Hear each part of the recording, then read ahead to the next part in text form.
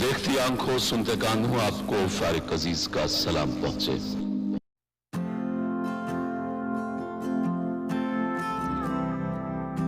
کبھی تم کتابوں میں کچلی ہوئی کوئی تتلی جو دیکھو، کبھی تم کتابوں میں کچلی ہوئی کوئی تتلی جو دیکھو، تو یہ جان لینا مجھے آسماں اور زمین نے کچل کر تمہاری کتابوں میں تتلی کی صورت پکا بخش دی ہے۔ کبھی پھول ٹوٹا ہوا کوئی پاؤ، تو یہ جان لینا مجھے میرے اندر نے خود توڑ کر تیری قدموں میں نقش وفا کر دیا ہے۔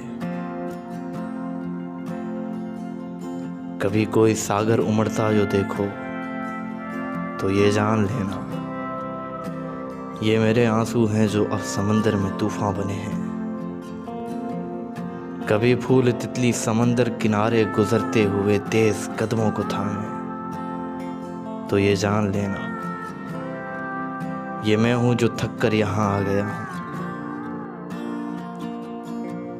ہمارے لیے ایسے دن بھی لکھے تھے کہ جن میں انان فنا کے سفر میں کہیں درد جیلے، کہیں روپ دھارے۔